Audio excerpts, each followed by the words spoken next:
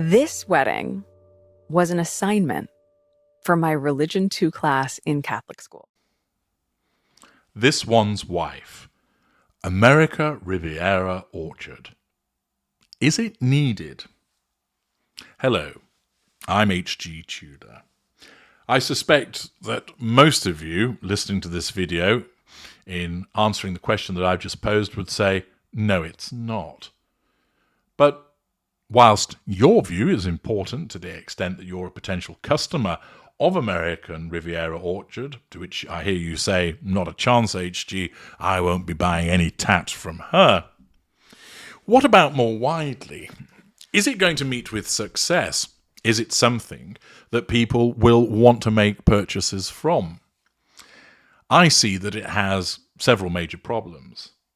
The first is that those who are supportive of This One's Wife, namely the Sugars, may well look to purchase something as a loyalty payment. The problem is, many of the Sugars are not particularly blessed in the economic department, and therefore they don't necessarily have much money to spare. And therefore they, although supporters of her, aren't her actual target customer base. In actual fact, she would regard them as somebody that would be on the bottom of her shoe, that she wouldn't piss on them if they were on fire. She'll certainly use them for the spreading of hate, for instance, over the internet, and the utilization of paid sugars to spread her bile.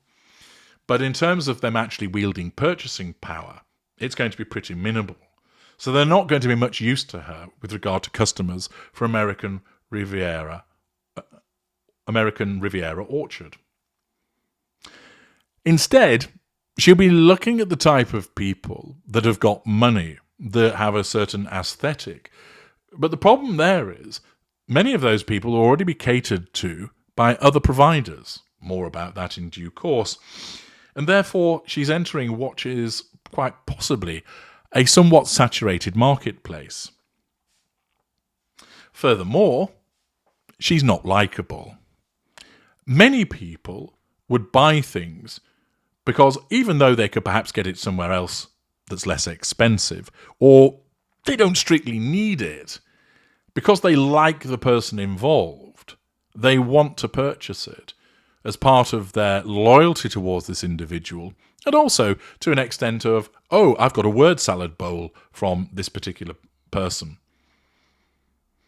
For instance, let's say you go and watch a particular band in concert. There are t-shirts always available for sale. Bands can make huge amounts of money.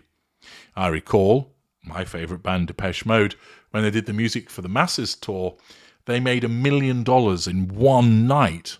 And this is over 35 years ago, from selling t-shirts. Big business, and still remains so.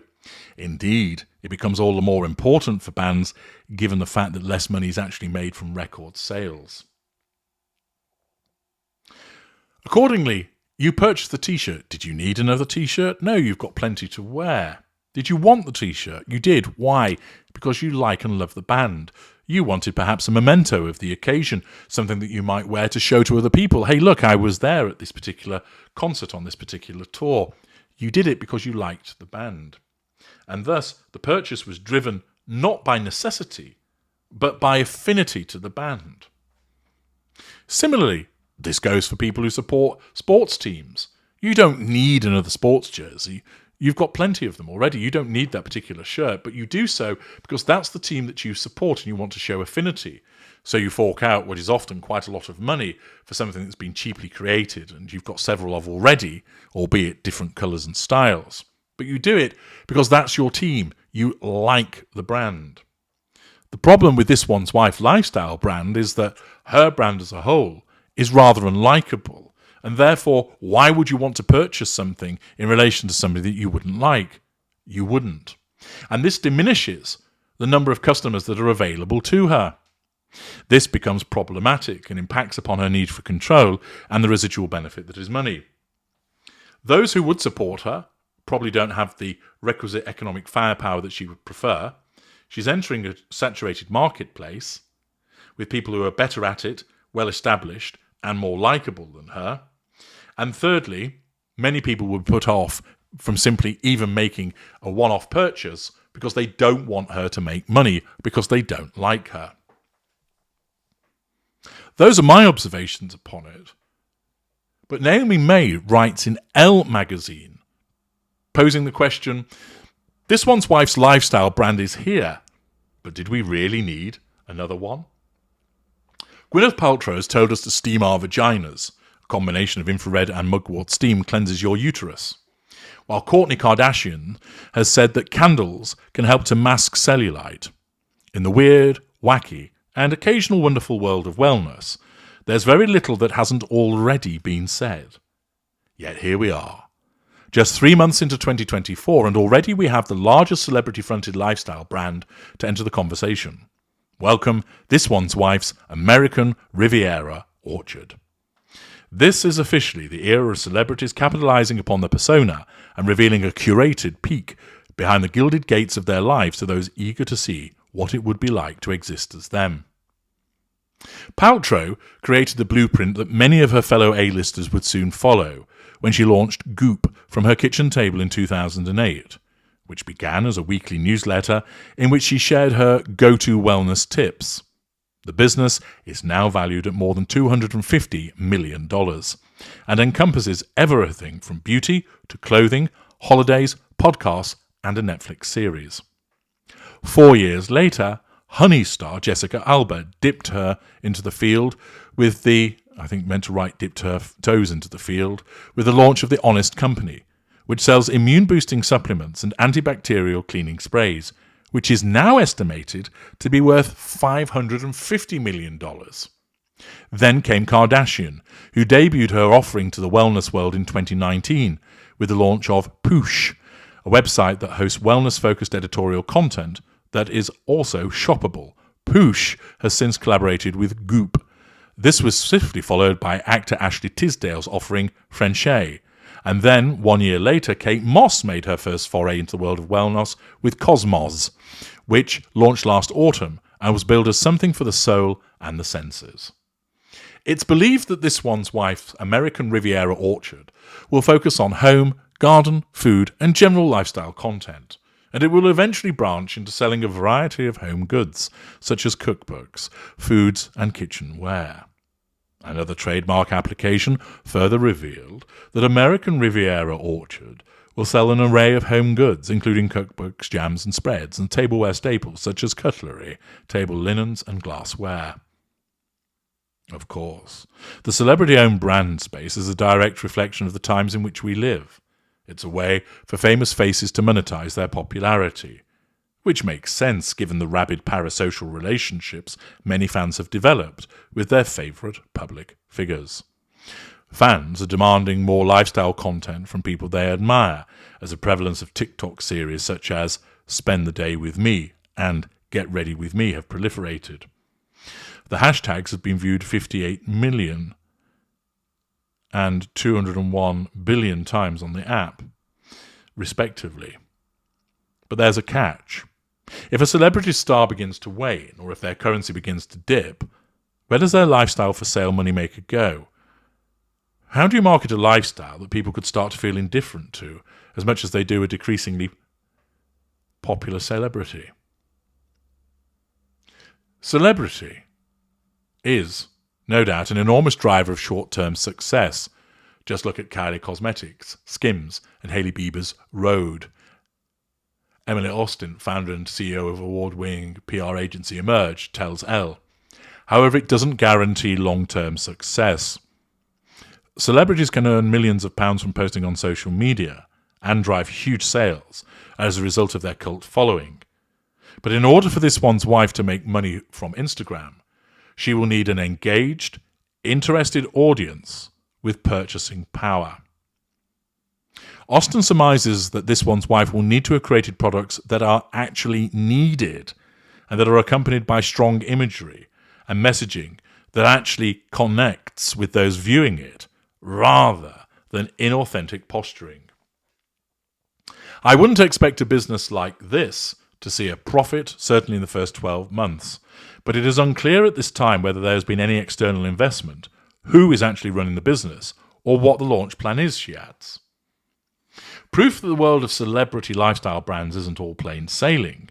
As with any business, no matter the public status of its founder, can be seen with the shuttering of Blake Lively's lifestyle platform Preserve in 2015. The brand was only live for 1 year before it closed, while Chrissy Teigen's cookbook and kitchenware collection, Cravings, was dropped by stockists, including Macy's, Target and Bloomingdale's in 2021, see parts passing, after problematic tweets of hers were unearthed from 2012. After the tweets resurfaced in 2021, Teigen published an apology on X, formerly known as Twitter, saying she was ashamed and completely embarrassed by her actions. False contrition. Not a lot of people are lucky enough to be held accountable for all their past bullshit in front of the entire world. I'm mortified and sad at who I used to be, she wrote. Paltrow's pioneering Goop hasn't been immune from scandal either. After making one of its most audacious claims that yoni eggs, ping-pong ball-sized jade spheres designed to be inserted into the vagina, could prevent a person's uterus from sagging, regulate periods, balance hormone levels, and prevent incontinence, its claims were disproved, and the company ended up having to pay $145,000 in civil penalties for misleading customers. Then there's the fact that in today's economic climate, there is something difficult about expecting people to invest in non-essentials. The Financial Conduct Authority estimated in December 2023 that almost 8 million people are struggling to meet their basic financial obligations, while the average household's disposable income dropped by 3.7% last year alone. With real-life stresses far beyond our control, our minds, let alone our bank balances, are hardly able to wrap themselves around Goop's goat milk cleanses or Poosh's paleo recipes, no matter how beneficial they might be. Wellness has historically been a world reserved for the wealthy, but with our priorities being forced to reshuffle, what people will and won't be willing to spend their hard-earned money on remains unclear.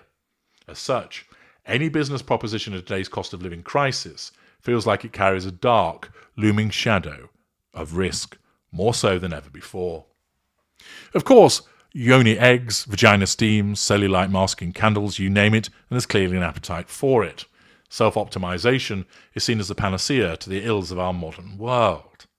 And if anything is apparent, it's in the world of wellness, where famous goes, the rest of us will soon follow.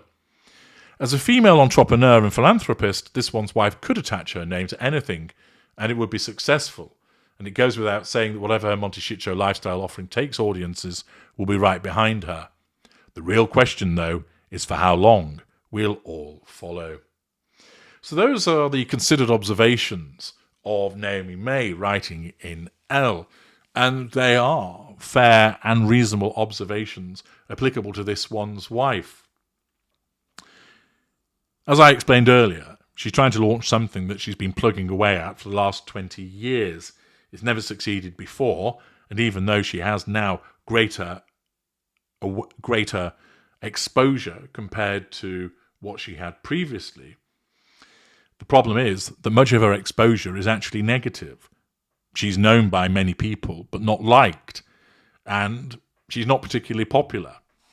Thus, entering a crowded marketplace with something that people don't need when they're under financial pressures means that it's going to be particularly difficult for her, because people aren't just going to spend out of loyalty to her because she's not popular.